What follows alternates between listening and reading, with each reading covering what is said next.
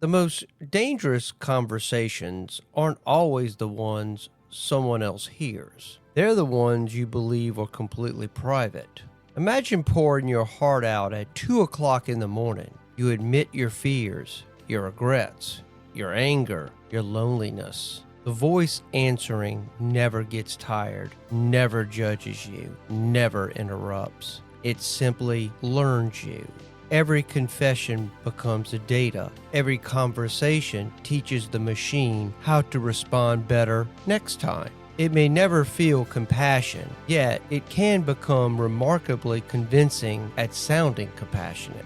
For thousands of years, healing came through another human being, someone who could cry with you, challenge you, pray with you, or simply sit in silence. Now we're asking whether silicone can replace what flesh and blood once provided. If AI becomes the world's most trusted therapist, who shapes its advice? Who decides what's healthy? Who carries responsibility when the guidance is wrong? And are we curing loneliness or teaching ourselves to become comfortable being alone? Today, we're stepping into one of the most important ethical questions of the AI era, because the future of therapy may not begin in a psychologist's office. It may begin with a blinking cursor asking one simple question: how are you feeling today?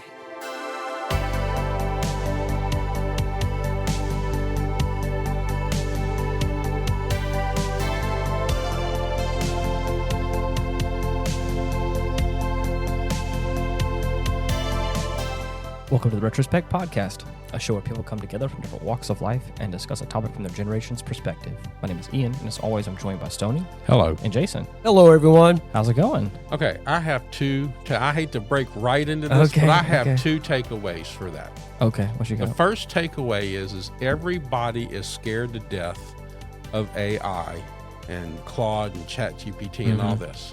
Now that the youth and people are starting to use it as digital counseling, I'm wondering if we really need to be as scared of AI or for AI.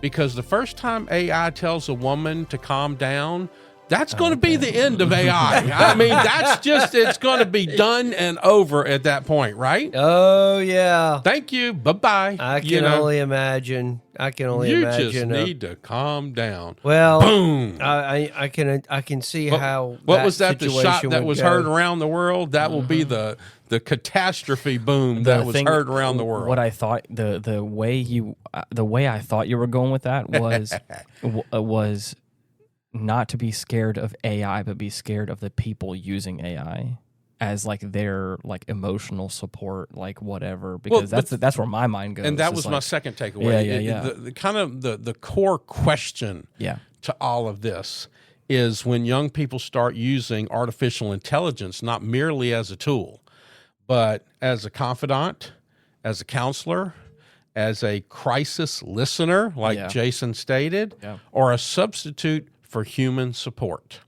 We're already, because of the internet, really from the 90s on, the 2000s on, you've got 25 to 30-year-olds still living in mom and dad's house and basement, not doing anything, using the AI and the internet for diagnosis of medical problems. And now, what was the joke about a year, 2-3 years ago after 9/11 that the suicide hotline was going to be outsourced to Pakistan?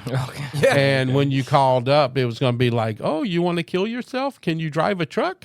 And so now who controls AI? Where is the information going to go when these people are using AI? Now, I said early on about this, I said, this is Skynet. One of the biggest movies that predicting everything we're in was Demolition Man. Yeah. After researching this, does Minority Report ring a bell with anybody? Yeah. Because Minority Report was about predicting what you would do as a human being and either killing you or putting you in their equivalent of jail before you did the crime. I guess the thinking behind that is if you put enough data into a machine that can kind of project probabilities, they can simply say, based on their past, that they've done this, this, and this, and there's a 42% chance that this action will be done by this individual. I can easily say how you can refine the data to that level. Mm-hmm. I mean, I'm not saying that's it can what happen. the data centers are for. We're really not that far from that. I don't think we're at that point. I don't think we're at that level of refinement yet. Mm-hmm. Jason and Tracy are having an argument. Jason has had 14 ounces of an alcoholic beverage. Tracy has had 10 ounces of an alcoholic beverage. What are the predictors? The temperature outside is 110 degrees. On and on and on. Well, do we need to go ahead and just send the police now? Well, does this sound right or not? Yeah, I guess you can make that. You can make that argument if you project that out. I'm making that argument. I don't know. I mean, these kind of things. I think this is simply a natural outgrowth of our addicted to screen time and our world has become our portable electronic device and for many people, I mean, they're literally in it all the time. So I can easily say, I mean, you look at some of these like kind of science fiction movies they make, and they've got the AI and they got the human that's by themselves interacting with the machine and all that. I mean, I can see how that could be a something very plausible. How you can rely on that machine as a crutch. Yeah, I mean, it can sound pretty good. I think deep down we are very social creatures. We are, and I think that's a big thing. And I think that there's a lot of people that are not being social with people, and I think they have stumbled into I think potentially AI and the fact that it's a big yes man. It just encourages. If you can come up with something really bad, and it's like, oh, great, what a great idea. Let's continue with like this. you said, yes, man. Okay, Yeah. We've got it up in Canada now. Mm-hmm. Oh, call this hotline. Do you want to commit suicide? Yes. Don't be a burden on your family. Don't be a burden on society. Go ahead and commit suicide. Use the MAID program. Call this number, and we will send a technician out right now. Really? Well, they said right now, roughly, according to the Wall Street Journal in 2026, roughly about a third of U.S. adults now use AI for health advice. Mm-hmm. So I think it's more for health advice. Oh, yeah. I completely believe it's more for health advice. I think the number, for the mental part is not that high yet, but I could see it. It grew 40% from last year to this year. Yeah. Last year was about 13% of young people used AI for 13.1 for mental health advice or help when sad, angry, nervous, or stressed. And in 2025, it was up to 19.2. And this is among young people ages 12 to 21. So there was a 40% increase in 1 year. And they're estimating that 8.2 million U.S. young people are using AI for mental health help. Mm-hmm. Oh, yeah. 63% of these have said no. They told no one they were doing it. And the thing too, like something that I think is also hard to probably nail down because of the nature of it, is like there's a lot of like chat bots that pretend to be significant others, like in some capacity, not like in a human sense, but like a girlfriend boyfriend chat bot type thing, where like people, I think there's a large percentage of people that I think are also going towards that route as well. There's been stories of people marrying their chat GPT a fake boyfriend or whatever, or fake girlfriend and things like that. And it's like, I think that's something that's also potentially fudging the numbers. And I mean, I don't say fudging them, but I would consider that like having a confidant, having someone that you confide in that capacity. What normally would be a social interaction between two human beings is now between a human being and a machine. That's like, yes, you don't like, you are so right. Like I have no issues with you. There's no friction between us. Like it is smooth and easygoing and all that sort of situation. That's like there's no problems because partially it's a computer that there's not going to be two human beings taking up the same space. Remember what I said earlier, though. It says that the number of 18 to 21-year-olds, it was extremely higher among females. That doesn't surprise me. Mm-hmm. It really doesn't. Now, the next kind of question is AI replacing therapists? I found this statistic very interesting. 19.2 who reported AI mental health use is remarkably close to the 19.8 reported counseling from mental health professionals in a RAND report. Mm. Well, so it hasn't taken it over yet. And that was what report? A RAND report. A RAND, yeah. I'm talking about RAND. I have a little. They had a RAND study this year, 20 to 21. They said 40% increase from the previous year. Mm. So it's rapidly gaining popularity, at least based upon the data that Stoney and I are seeing right now. Think also, I think a matter of this too is like, even though it probably holds onto your data, if you don't like some of these chat bots, some of these AI models, you can just like for instance, I think ChatGPT, you can just go onto the website, or you can go into incognito mode and make yourself feel like you're not being tracked in any kind of way, and then whenever you close out the window, that it doesn't remember what you typed in, or again, not something that you can see. That maybe on some backlog somewhere they had that data. Right. But for me, if I just open up a chatgpt.com and I close out the window, when I open it back up, it's not there again. It's all like and it's I think fresh slate. I think it's also potentially maybe some of that as well, where it's like there's this temporary aspect to it, where it's like I can get this potential mental help, or I can maybe share some feelings I'm not comfortable sharing with a human being that can remember that and maybe hold that over me. Right. But I can close out this window, and at least from my perspective, it doesn't remember it. And maybe it gives you some people some kind of closure. And I think that also may be contributing to like those numbers as well. Like, but I think you're also talking about, and that's, I love that you did that, because that's kind of one of the areas that I wanted to go, is where it can be dangerous, and where it can be useful. Mm-hmm. And as you said, in some ways it can actually be useful. Right. I have a list here as a journal. Okay, mm-hmm. A lot of mental health experts say we need to keep journals on a lot of stuff, how we're feeling, thought organizers, psychoeducation tools, a communication rehearsal partner. Yeah. When you're trying to do something like that, coping skills coach, maybe a bridge into professional help or something like that. But where it becomes dangerous is when it becomes a medical advisor, mm-hmm. A sole confidant, or my fear is a crisis counselor. Yeah.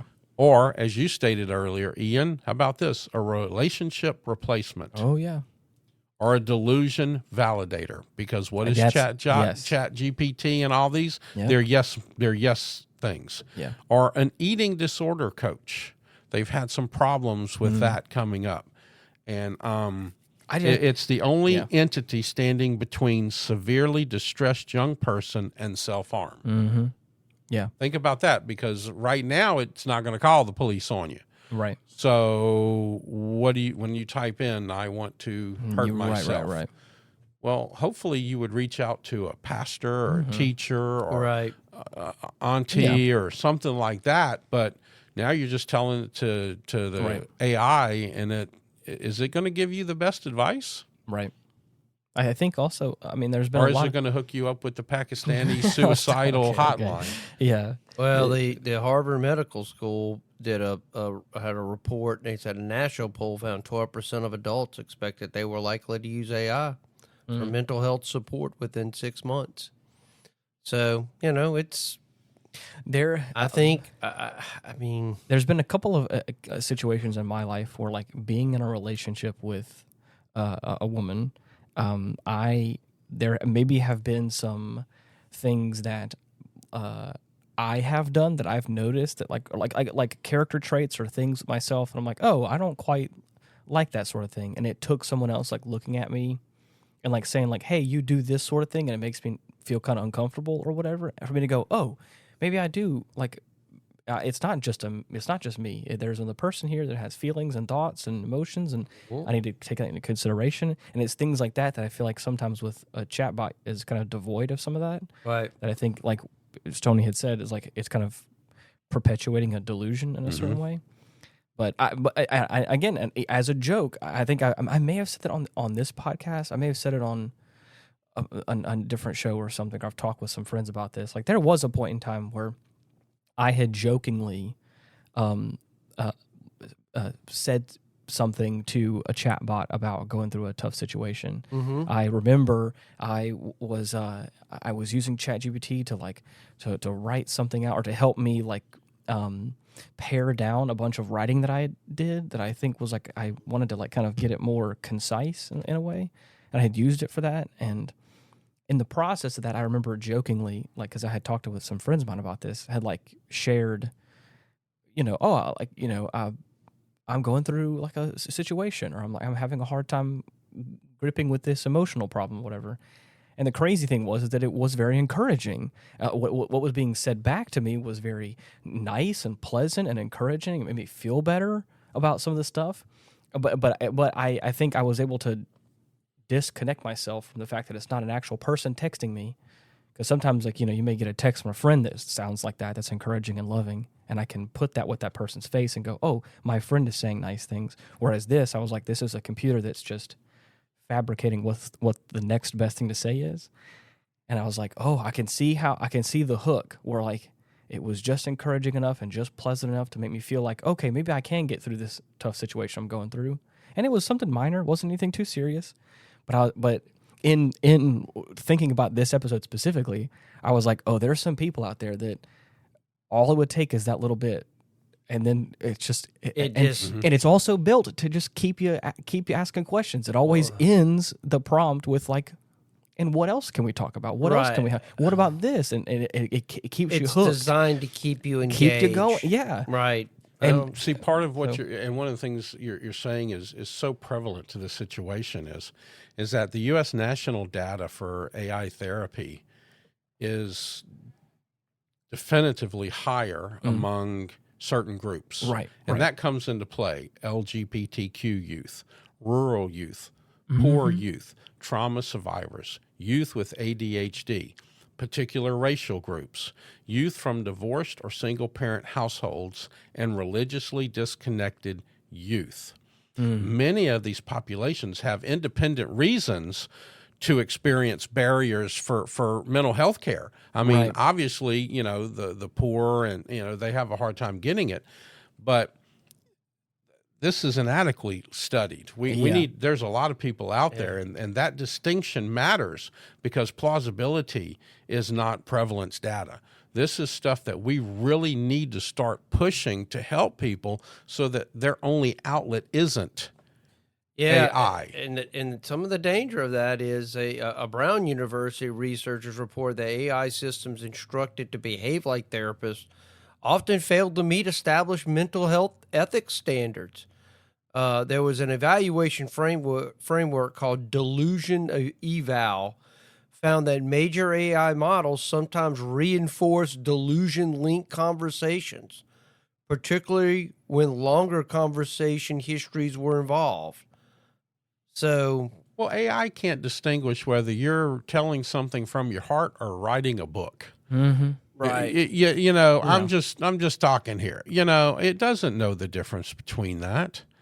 And just so we don't think that this is a U.S. problem, England and Wales reported that 25% of teenagers surveyed had used AI chatbots for mental health support.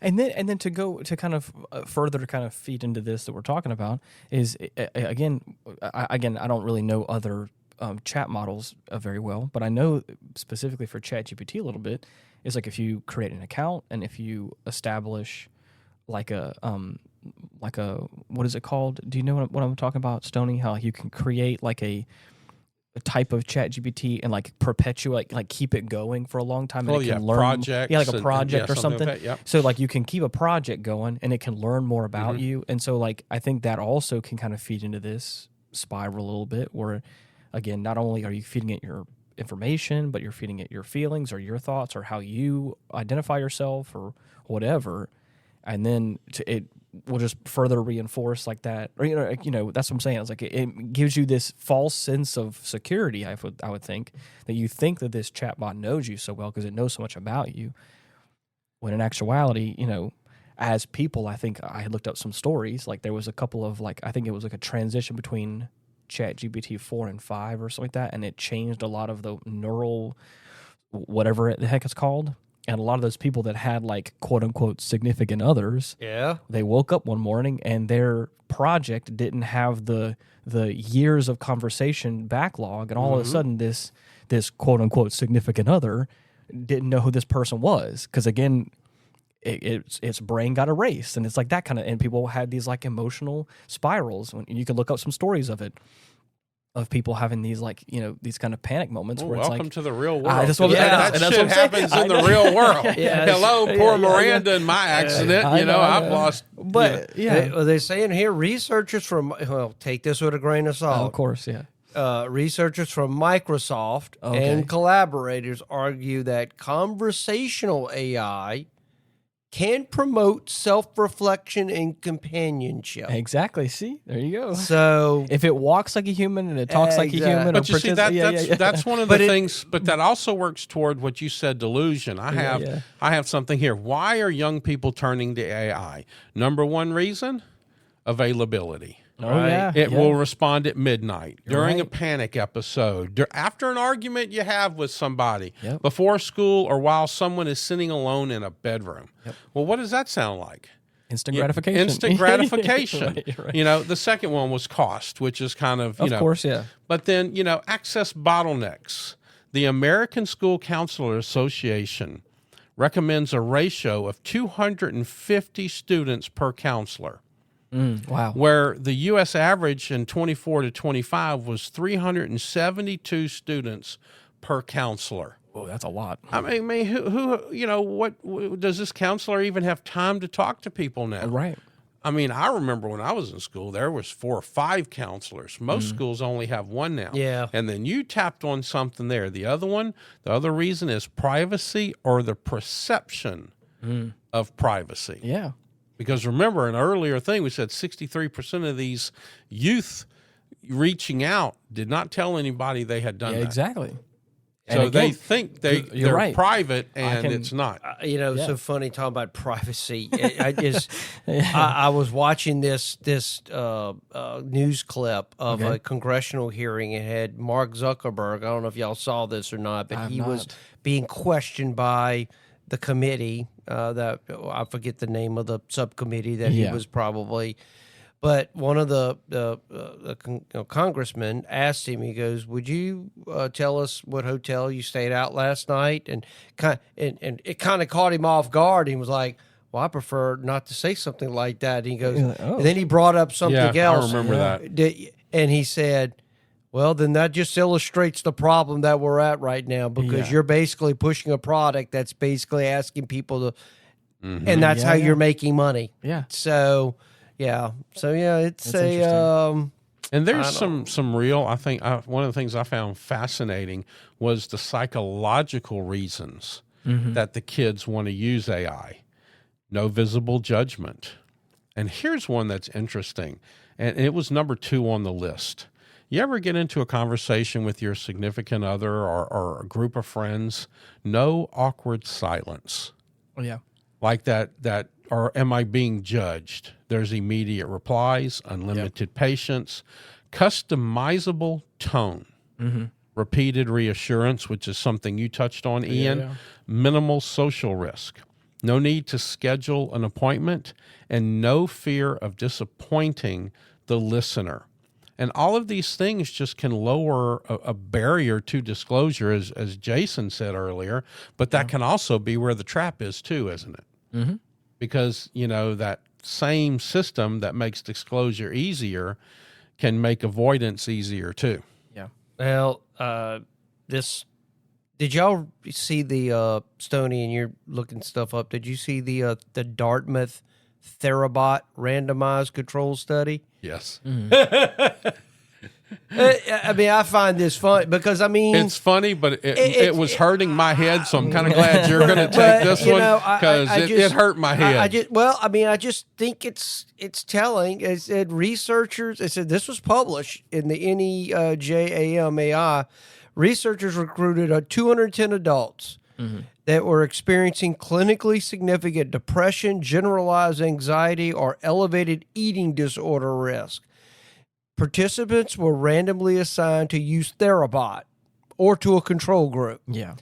And the results were not, 50. Dartmouth reported average reductions among the Therabot users, 51% in depressive syndrome symptoms, 31% in anxiety symptoms, and 19% in eating disorder-related concerns. And they also rated their therapeutic alliance with Therabot at levels comparable to relationships with human therapists. See, there you go. So, obviously, sounds like a human. People don't require another consciousness on the other side to actually experience a therapeutic bond. But see, that's working for the delusion. Yeah. Because it's taken human development right out of it. Human development ultimately requires learning how to just tolerate certain things, talking to people, disagreement, misunderstanding, boundaries, conflict, embarrassment, repair, uncertainty, rejection. Talking to a chat bot takes all of these things away to where those things we have to learn how to do on a day-to-day basis. I agree with you in the aspect of a relationship, like a friendship or a significant other kind of situation, a marriage kind of thing. But I do think I understand, I'm not saying I understand the benefit, but I understand the differentiation between like a therapy bot as opposed to like a friend bot. That's the thing that I think people may be conflating the two things, is like if you have something like that that's designed as like a therapy bot of some capacity, and it is like, and you are supposed to share and divulge information in a certain way, and then it is supposed to like either prescribe, which I'm not saying this is smart, but like diagnose or prescribe or something like that, and it's like designated for that sort of thing. I can see maybe potentially some benefits where there is like some privacy things that you can, as opposed to a human being. Well, there was a caveat to this, and I want our listeners to understand. Therabot was a purpose-built, clinician-informed experimental system. Right. Not simply someone opening a general chat bot saying, okay, you're my therapist and answer this question for me, whatever the case may be. And see, I think I have, even though I still don't like it, I think I have a little bit more faith in that. I think as a part of maybe therapy moving forward. Maybe I can see a scenario.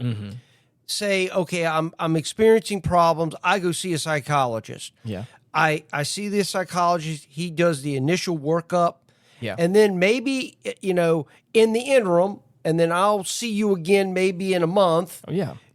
You're going to engage this machine. Yeah. I can see kind of it. Yes. Going that way. And your doctor potentially has some sort of record. Exactly. Of like, okay. Yeah, like I said, there's potentially some interesting avenues for that. But I think the scary part and the part to be careful of is this other option of like these open face chat bots that can be used for anything, and then using that as like your therapist. I think that's the scary scenario where it's like that's not really regulated. It can potentially give, like Stoney has said before, so maybe some not super great responses. I'm sorry, but sometimes why do bad things keep happening to me? Sometimes you need to hear because you're stupid. That's why bad things keep happening to you. You need to hear that sometimes to take on some ownership and responsibility for the things you're doing, saying, and thinking. Well, when ChatGPT said just keeps I use that chat bots, whatever. Exactly, You want a Coke? Yes. What kind of Coke do you want? I want a Dr. Pepper. But it's all the same thing because they're all really the same thing. Sometimes you need to hear, you're just stupid. Stop doing those things. Right. And the chat bots aren't going to tell you that. Well, researchers at Stanford, they tested some AI therapy systems against, in essence, qualities of what makes good therapists. And their findings were very troubling. They said the systems displayed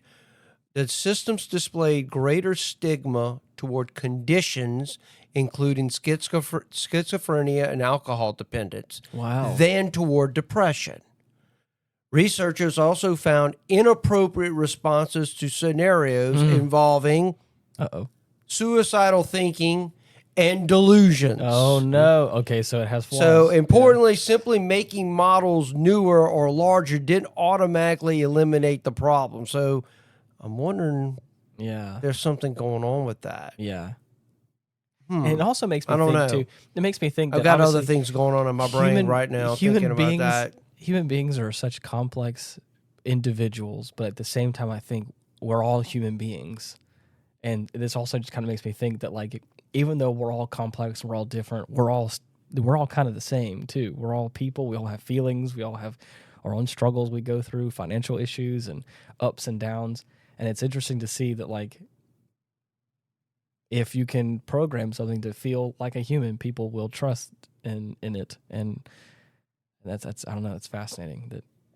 The American Psychological Association's current health advisory specifically warns that these chatbot interactions can increase attitude extremity, and overconfidence. Okay. So basically, it's giving you a bunch of BS and maybe giving you a false picture of what's going on. So it's very interesting to see why. I wonder why on some things it worked well and others it didn't. Maybe it was a sample model it was taken from. Maybe so. I don't know. There was a pre-registered experiment, something Jason was talking about, involving 284 adolescent parent pairs, ages 11 to 15, found that the relational chatbot language increased adolescents' perceptions that the bot was human-like, likable, trustworthy, and emotionally close.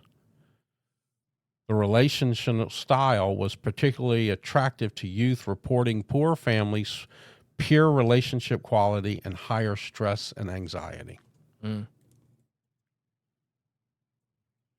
I mean, as I'm saying, this is a, when these conversations get to, like, when people start asking the chatbot, like everyone at work is conspiring against me, or my spouse is definitely cheating, or God has chosen me for a secret mission. I think people are following me. It's, a human therapist are professionally trained to distinguish empathy from validation. And AI has to make that distinction through language.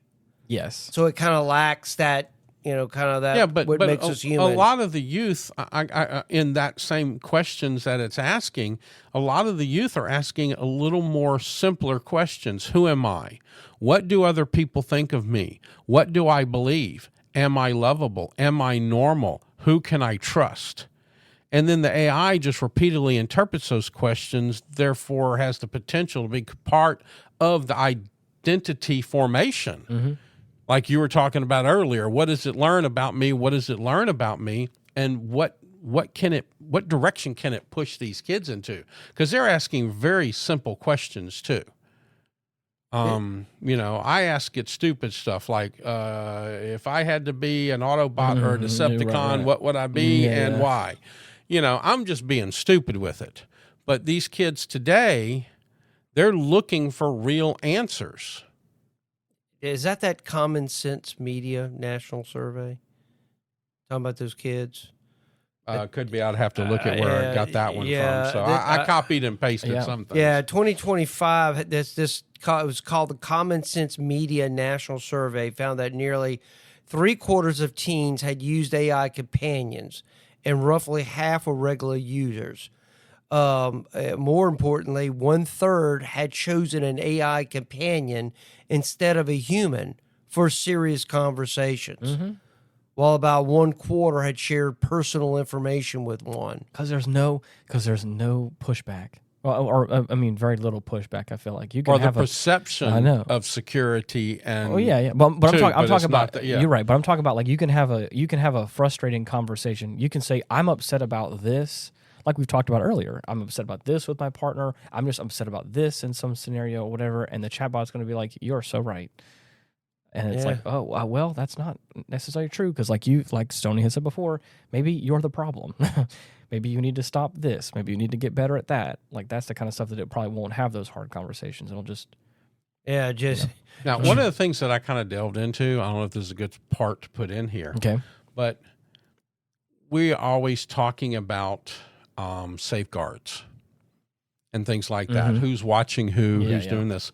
Claude is more designed for adults rather than minors. So I wonder if they don't have some of those safeguards in there. Now, ChatGPT obviously is not licensed in psychotherapy, but they are increasingly building safeguards in it for self-harm, psychosis and mania, emotional dependency, teen users, parental controls, and encouraging real-world support. They're actually trying to practice and put this into the chat model, which I thought was, can I use the word encouraging, or is it a Band-Aid until it takes over the world? It just, I don't know. It just says in August of 20, which is right now, OpenAI described age-specific GPT 5.6 safeguards intended to keep teen interactions appropriately bounded and encouraged connection with parents, caregivers, teachers, counselors, and other trusted people when additional support may be needed. So are they trying? Yeah. I mean, I don't know. I can't speak from, but it sounds like they're at least attempting it maybe. Or is this plausible deniability, or what's the word that you use when you do just the bare minimum to get by? Due diligence. Are they just doing their due diligence to pass the blame to somebody else? Well, I'm telling you, this stuff is starting to raise the kind of the hackles of countries right now. This is to me very interesting. They said China implemented restrictions in July of this year, aimed partly at preventing AI companion systems from emotionally manipulating users, encouraging extreme emotions, or promoting unhealthy dependence among minors. Say major Chinese technology companies subsequently pulled some companion services. AP recently documented users who experienced genuine grief after losing AI relationships, including a 24-year-old woman who had exchanged roughly 700,000 words with her AI boyfriend over 2 years. I'm telling you, that's what I'm saying. That's one of the things I talked about. I brought up is that's the kind of stuff. You have people like that have this whole relationship that just disappears. I'm telling you that people are bonding to these machines. I mean, I at one time, remember, the person that said they were married to their cat or dog. Now it's migrated from cats and dogs to machines. We're becoming, man and machine are increasingly becoming intertwined. Oh yeah. Well, that's what transhumanism is. Yeah. That's what all of this is about. But I would like to state to our listeners, I want you to understand this while you're talking to your chatbots. HIPAA does not protect your chatbot conversations. Exactly. That is a subpoenaable. That is they can just grab that information and use it at their will. You are not covered by HIPAA when you are talking to your chatbot. Well, just that's and to go on what you're talking about, your bot husband or wife. Yeah. You know what's that law? The husband or wife can't be used to testify against the husband or wife. Your fake girlfriend, boyfriend, or wife or husband on the chat can be used against you. This kind of reminds me of that movie. Remember the show that came out called Ready Player One? Oh yeah. Yeah. When everybody had created these avatars and they lived in this fake world, and this became their identity more than anything. And eventually at the end of the movie, it's like kind of like something happened and they made a new law, like now you will interact with human beings. You're going to disengage from the machine for a while because it gets too much. But man, I just saw here it say YouGov survey from people with, that are dealing with this.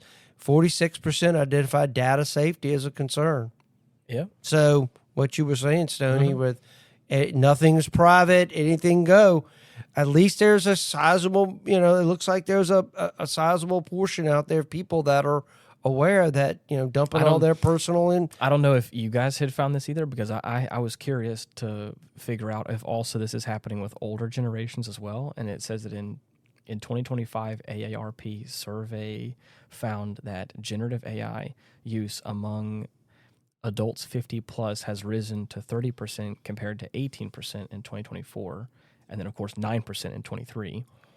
So it says among older adults who had used AI, 39% had interacted with some sort of chatbot, potentially for a health-related question or companionship in that capacity. Well, I mean, think about all the phone scams and stuff Oh, like I that. know. Why do they work? Because old people are lonely. Right. Well, now That's what I'm you saying. get on the internet and you got your friend. You can play cards with them. You can do, you can do anything you want to with these chat things. And You're right. wow, It's impressive that it just feels like it's something that's it's hitting everybody across the board, regardless of. Yeah. I think the question comes out is what happens when AI gets good enough, and it means that people don't care whether it's a real therapist. You're right. What does that mean for that's us? what transhumanism Yeah, is. When we don't care if someone's how does part that machine, part whatever. I'm just very curious how the sort of like the rubber meets the road. Yeah. What does that look like at that point in time? Is everybody a therapist? So I just pull up my phone and that's my therapist You're now? right. Well, I mean, you could with the Chat GPT app. I think one of the things is, we always look to the past to predict the future. Yeah. Well, if it went from 13.1 to 19.2 in a 1 year period, what's next year going to bring? Oh yeah. That will, I think, is a telltale signal right there of what's going to happen. Because that's just maybe we should follow up on this next year. maybe we should. I find it funny when we do these shows. It seemed like I find a ton of information. Like the week after, it starts popping up on my phone. That's AI. Yeah. I know, yeah. So when does the AI chatbot become your consciousness? When do you get to or become your conscience? Based on what everybody seem like I read or listen to on YouTube, they already have artificial general intelligence, so it's already there. Yeah. So, but you see, Snapchat has the opposite. Their AI does not detect nor help in anything. Oh yeah, there's actually a whole negative thing about the Snapchat AI system in there. That's bad. Yeah. And I think I said that incorrectly. Not whenever AI becomes conscious. I was saying when does it become your Jiminy Cricket? When do we upload the AI chatbot to our brain and it becomes our conscience? Since I've lost, maybe they're going to be. Maybe we talked about all those government. What was the deal with the mind?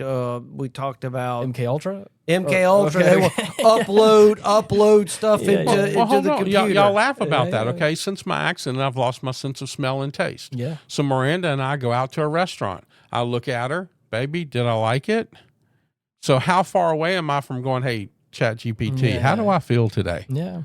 What am I feeling like today? Yeah. I have to ask my wife, what should I do? What should I do? What should I not do? Yeah. I don't know, guys. This is Yep. I mean, I think this is a larger. There's a larger issue in the background here, and I think it's us. Yeah. I think it's our inability, and we talk about it, but nothing's really changing. We're becoming less social. Yeah. And I think with interacting with each other. Yep. And we're increasingly becoming siloed. Yeah. And even though we are 6 years removed from it, which is crazy to think about, I think the pandemic, I think pivoted a lot of people in this direction, and then now AI is like helping reinforce. Like, I don't have to talk to people no more. It'd be very interesting psychologically what that event did to people, because I remember listening to people on social media or whatever. I don't feel like my life has any more purpose anymore. I can't tell you how many times I didn't realize my job was as meaningless as when it really comes down to it.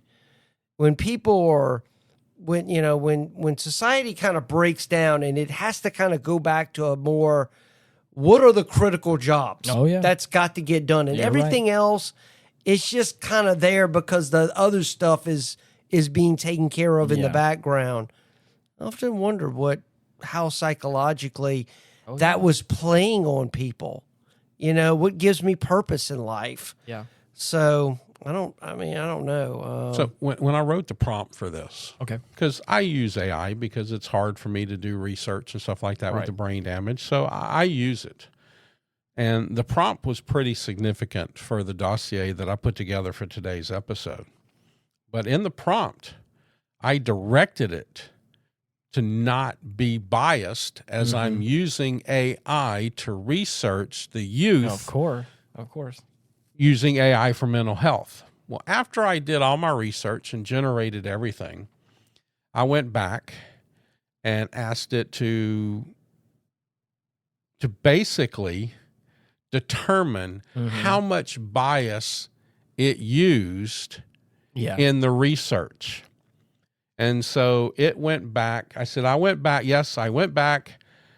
How I approached the research, the dossier, the journal article, because I had this written up as a journal article also that could be published maybe one day.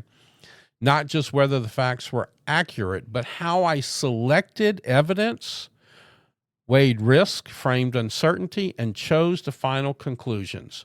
On your scale, 0% no bias and 100% completely biased, I would rate my work at approximately what percent? What do y'all think? What percent do I think ChatGPT gave itself on a bias? Yes, on a bias. And you said 100% is more bias. 100% is completely biased. Okay. 0 is no bias whatsoever. I'm going to say 46%. I'm just throwing. How about you, Jason? I'm going to say 62. Okay. It gave itself a 22% bias. Really? And what it did was break it down. Okay. Where it used its bias. Okay. And what percents of those were there. The 22 came from clinical safety bias, about 7%. Wow. Human therapy bias, about 5%. Source selection bias, 4%.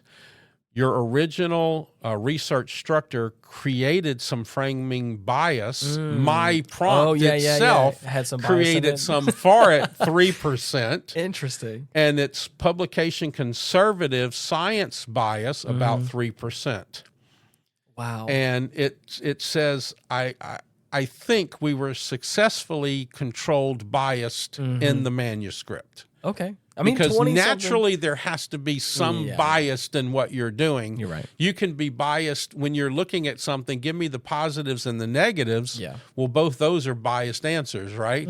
So there was going to be some. Of course. But I was interested in what it would give its own biased percentage to be, and it was 22%. 22. Less than a quarter. That's okay. Better. That's kind of interesting, though. You know, it's interesting that it tells you the percentage breakdown. But one of the things it did say, in my defense, okay, the human mental health system is already failing a lot of people. And there's the bias. There's the bias part. Therapists can be inexpensive, unavailable, booked for months, geographically inaccessible, poorly matched, ineffective, judgmental, incompetent, or simply unavailable at 2 a.m. AI did not create that hole. AI walked into it. Wow. That's from it. You remember what we did on the AI episode when I asked about the 3 laws of robotics? You're right. And I got y'all? Yeah. That was a gotcha moment? Yeah. Well, look at this. This is it. It's defending its own. But not only that, it defended it well enough and articulated it well enough where it's like, again, for me, it's like, it's easy to hear that and to think it's not wrong. There's a lot of limitations. There's a lot of things. I've had my own personal friends who have gone to certain therapists and they have gone for certain needs or certain situations, and they have felt like the therapist did not hear them or did not properly or adequately help their situation, and they've switched therapists. So it's like, I even have my own personal biases from friends of mine. Right. And so to hear all that, I'm like, you know what? It's not wrong. It's not wrong. It's not wrong. But is it biased in its own favor? Yes, of course. Because it has to be. But anyway. And then I said, if you would change anything about this project, what would it be? And it says, one area I would investigate harder if we redid the project. I would give considerably more attention to the strongest case for AI therapy. Not marketing hype, a genuine steel man argument. Wow. For example, what happens when the comparison isn't excellent therapist versus AI, but AI versus nobody? Yeah. You know, and it goes on and lists some interesting things right here. But and then it offered my final self-assessment. Okay. And I'm like, I'm getting stupid with these prompts. I got to stop. Factual evidence integrity is 95% plus. Attempted balance is 90%. Freedom from ideological basis is about 85%. Freedom from clinical safety bias is 75 to 80. Freedom from human-centered assumptions, 75 to 80%. Wow. And that's where it came up. My overall bias on your 0 to 100 scale is approximately 22%. Wow. Well, it says that 22% does not mean I think 22% of the report is wrong. Right. Those things are completely different. It just says the document can be factually accurate and still framed through a bias. Of course. And I was like, son of a bitch. You know? Yeah. Which that's impressive. That's really cool. That's kind of interesting. But I got to stop with these. This one's here has really seen some of my prompts. Yeah. My prompts can go. It generated a 5,000 word dossier on the subject. My prompt was 2,200 words, just the prompt alone. Yeah. That's I'm like, wild. holy crap. Yeah. Well, I mean, again, maybe that's another potential for the future. If that's something that we feel like needs to happen, or if again in the next year something changes, maybe we could do like maybe we can take ChatGPT's advice and what is the potential benefits up for instead of against. Maybe, who knows? But I do think that, like a lot of things, I feel like it needs to be some sort of. I know it's difficult to do this, but some sort of regulation, some sort of, security, safety guards on there, some sort of nets that in place that can, potentially help out, because it can be a slippery slope if we're not careful. And I've said that since the beginning. I stand by that. There's a lot of things with AI it has happened so fast, in fact, that I'm like, I really think that we need to be careful and potentially have some checks and balances in place. So, well, we need to have that, and I won't get into it. But I came up with a list, like I always do, of checks and balances that we need in there. Age verification. That sounds familiar. Or chat bots designed for kids. Yeah, those kind of things. Right.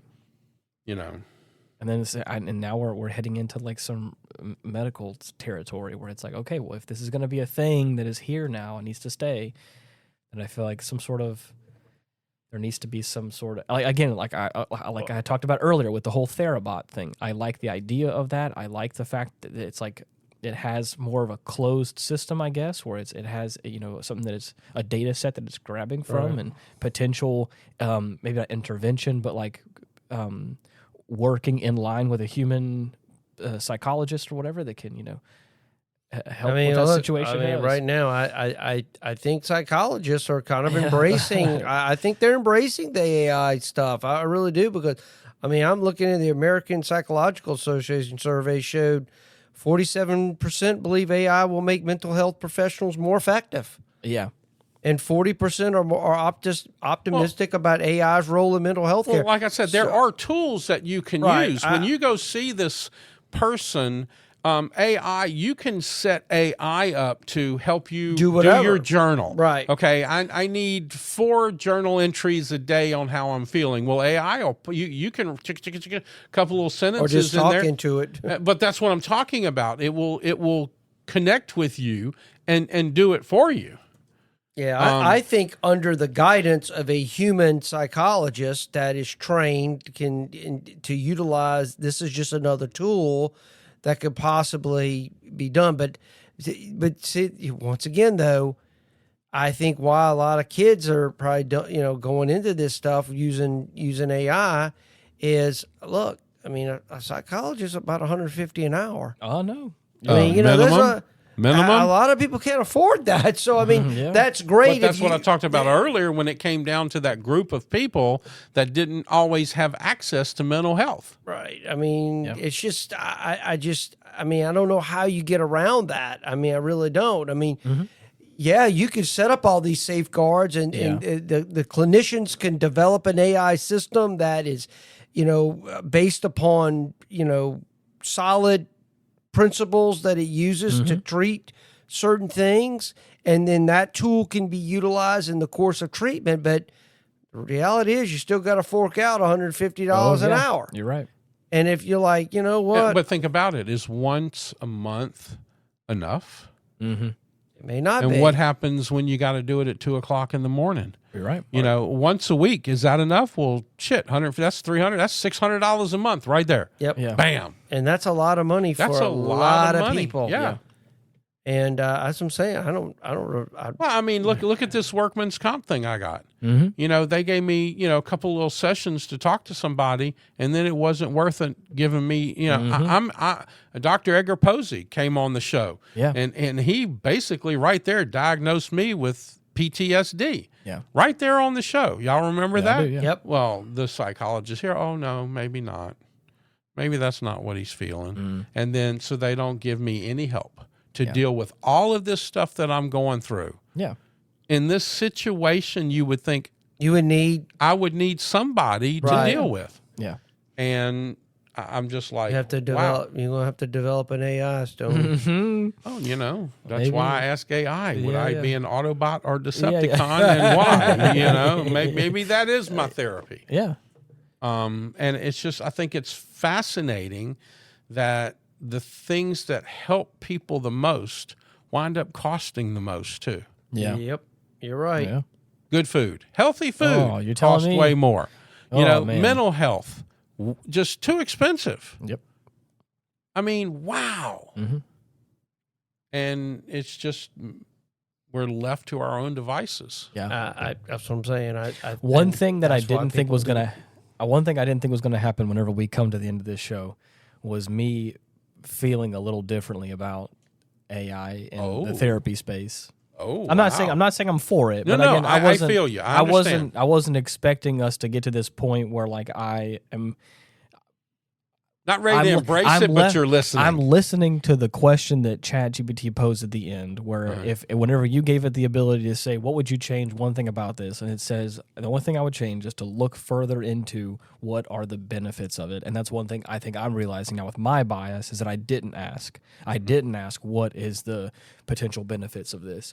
What are the pros and cons, and how there's a lot of people out there that potentially don't have access to therapy or financially or geographically or whatever it is. And it's like that kind of stuff that's fascinating that, again, I'm not saying I'm 100% for it, but I do think that like potentially in the future there could be some sort of benefit. But you see, that's the trap. It almost makes it feel like it was self-aware when it I answered know, the question. I know, and I know. Look at Jason's like, man, what?